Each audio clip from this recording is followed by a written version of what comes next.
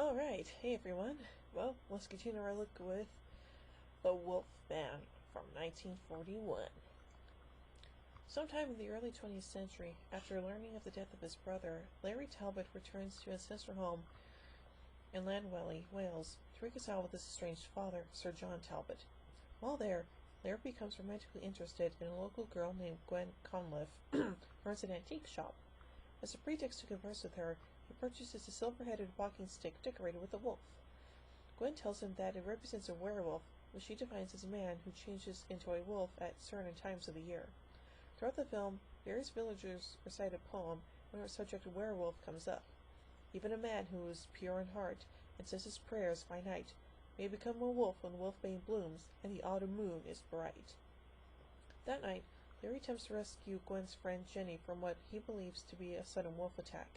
He kills the beast with his new walking stick, but is bitten on the chest in the process. A gypsy fortune teller named Maleva reveals to Larry that the animal which bit him was actually her son, Bella, in the form of a wolf. She also reveals that Larry will transform into a wolf as well, since he was bitten by a werewolf and Liz will turn into one himself. That's not good. Talbot transforms into a wolf-like creature that stalks the village, first killing the local gravedigger. Talbot retains vague memories of being a werewolf and wanting to kill, and continually struggles to overcome his condition. He is finally bludgeoned to death by his father with his own silver walking stick after attacking Gwen. Sir John Talbot watches in horror as the dead werewolf transforms into his son's human form as local police arrive on the scene. Yeesh, that's almost like the ending of Werewolf of London. Yeesh. Well, anyway, let's look at a few production elements of this movie. The poem, contrary to popular belief, was not an ancient legend, but in fact an invention of screenwriter Siodomak. I guess I pronounced the last name, I don't know. The poem is repeated in every subsequent film in which Talbot/Wolfman appears, with the exception of House of Dracula and Abbott Costello meet Frankenstein, and it's also quoted in later film Van Helsing, though many later films change the last line of the poem to, "and the moon is full and bright." In episode 944, Dark Shadows, Christopher Pennock, as Jeb Hawks, recites this version of the poem. The original Wolfman film does not make use of the idea that a werewolf is transformed on a full moon. Gwen's description in the poem implied that happens when the wolfbane blooms in autumn. The first sequel, though, made explicit use of the full moon both visually and in the dialogue, and also changed the poem to specify when the moon is full and bright. Presumably, this is what popularized the full moon connection in the 20th century. The sequel visually implies that the transformation occurs as a result of direct exposure to light from the full moon. Other fiction has assumed the transformation is an inescapable monthly occurrence and does not examine whether it is caused by light, tidal effects, or some cycle that happens to coincide with the moon's phases. In the original film, Cheney did not undergo an on-screen transformation from man to wolf, as featured in all sequels. The lab-dissolved progressive makeups were seen only in the final 10 minutes, and then discreetly. Talbot removes his shoes and socks, and it is his feet which are seen to grow hairy and transform into huge paws, courtesy of uncomfortable boots made of hard rubber covered in yak hair. In the final scene, the werewolf does gradually become Larry Talbot through the standard technique. Stories about the makeup and transformation scenes have become legendary and most apocryphal. During the transformation of Cheney from man into monster was laborious. The series of makeups took 5 to 6 hours to apply and an hour to remove. Jack Pierce had originally designed for Henry Hall in Werewolf of London, but Hall argued that the disguise made no sense within the plot, since two characters had to recognize Dr. Glendon even in his werewolf form. Pierce was ordered to design a second version, which left more of Hall's face recognizable. Pierce then recycled his design for the 1941 film. Cheney claimed he was forced to sit motionless for hours as the scenes were shot frame by frame. At times he claimed he was to remain sitting even while the crew broke for lunch, and was not even allowed to use the bathroom. Cheney even went as far as saying special effects men drove tiny fishing nails into the skin on the sides of his hands so they could remain motionless during close-ups. However, there may be some exaggeration involved. Studio logs indicate during the filming of Abbott and Costello meet Frankenstein, the entire crew, including Cheney, took a 2-hour break during the filming of a transformation and filmed the rest of the scene later that day, though the makeup for Abbott and Costello meet Frankenstein had been greatly redesigned and streamlined by Bud Westmore over the original Jack Pierce makeup. What really happened was the plaster mold was made to hold his head absolutely still as his image was photographed and his outline drawn on panes of glass in front of the camera.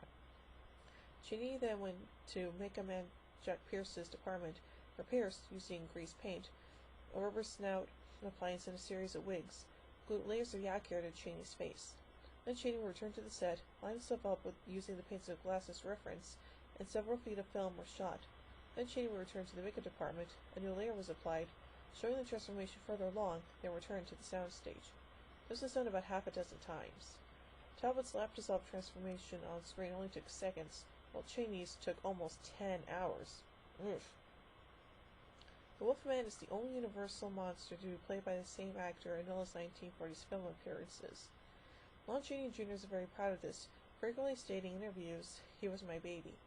Chaney would go on to play Wolfman, if not the Wolfman, in very similar makeup in the 1959 Mexican film La Casa del Terror and a famous 1962 episode of TV's Route 66 titled Lizard's Leg and Owlet's Wing, which also starred Boris Karloff as the Frankenstein monster. Nearly a decade later, even though he was seriously ill at the time, Chaney managed to conjure up his original energetic gestures while masked in a quasi-wolfish rubber mask for one scene in his last film, 1971's Dracula vs. Frankenstein. The Wolfman was not Universal's first werewolf film. It was preceded by Werewolf of London from 1935, starring noted character actor Henry Hall in a quite different and more subtle werewolf makeup. As noted previously, Hall objected to having his face entirely covered in latex and hair, and a less hirsute, more devilish version was used in the film. The film was not a huge box office success, probably because audiences of the day thought it too similar in many ways to Dr. Jekyll and Mr. Hyde, for which Frederick March had won an Oscar 3 years before.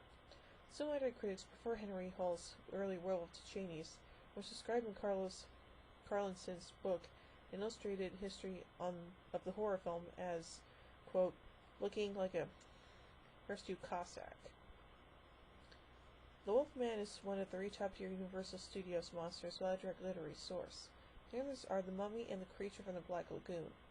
In the 1970s, novelizations of the original films were issued as paperback originals as part of a series written by Carl Dreadstone, a house-name pseudonym for several writers, including British horror writer Ramsey Campbell.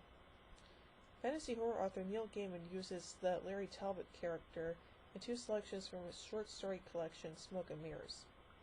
Harlan Ellison's Hugo Award-winning story, The Drift just off the islets of Langerhans, latitude 38 degrees 54 north, longitude 77 degrees 0013 west, uses Lawrence Talbot as the main character. Heavy metal band Iced Earth's track Wolf from the album Horror Show has the Wolf's Bane poem recited in its main chorus with some added words in between. Similarly, the track Howl by Florence and the Machine from the album Lungs features a slightly edited version of the poem in the closing verse. Cradle Filth used the poem as the intro track to their track entitled Queen of Winter Throned on the album V Empire. The character of John Talbane, a werewolf attempting to overcome this curse in the Darkstalkers game series, bears a resemblance to the character of Larry Talbot in name and characterization, made doubly so by the fact that the series' primary characters are homages to horror movie archetypes. Note also the name similarity to Sir John Talbot. Talbot is English by heritage.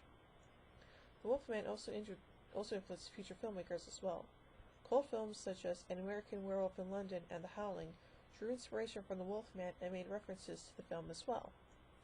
In the 1975 Spanish horror film La Maldición de la Bestia was written by and starring Paul Naschy, one of the characters is called Larry Talbot. The film is referenced in the comic book Screamland, where these films are pseudo-fictional in that the Wolfman is a real person acting in a film of a similar name. Not very interesting. Well, this is quite a good entry in the Universal horror movies franchise, I would say.